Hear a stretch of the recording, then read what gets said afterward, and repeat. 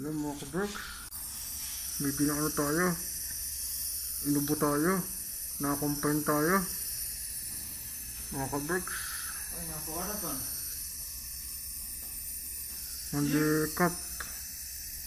Only cut my friend.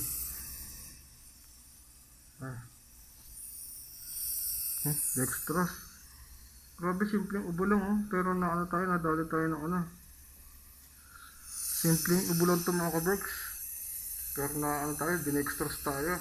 Sa buong buhay ko ngayon pala na-dextrose si Brother Dondi. So entire life natin ngayon pala ako nalagyan ng dextrose,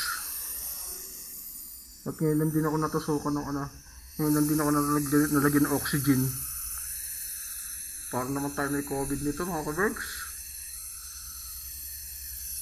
Ayan na, naka-clinic tayo. Ayan na mga kaberks. Tumutulo na yung mga kaberks. Yung mas bagang dextrose. Filter on yung oxygen ko. Mga kaberks. Mga kaberks, relax muna tayo mga kaberks. Chillax muna tayo. Ay mga kaberks, sarap mag-relax. Pinapauwi ako ng alas 5 para pahingi daw muna ako mga kaberks. Ay, nakakompine din sa wakas. Grabe kasi nagbabago na ang panahon mga kaberks. Kaya ayun, medyo inuubo tayo. Marami inuubo, halos lahat sa office inuubo na. Ito, prevention lang to, hindi naman talaga ako sobrang lala. Kumbaga, pinakalma lang yung ating baga. Mga kaberks. Ay nako, nadali si Brother Dondi mga kaberks.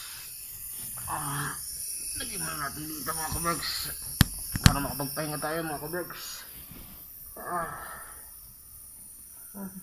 Nahapon pa ako ng ikama mga kaberks. Paubos na, ang bilis. Ang bilis naman mga kaberks. Sige na mga kaberks, nandito na lang. Hanggang dito na lang muna ang vlog natin kasi paubos na 5 minutes lang yata itong itong dextrose na to mga kaberks.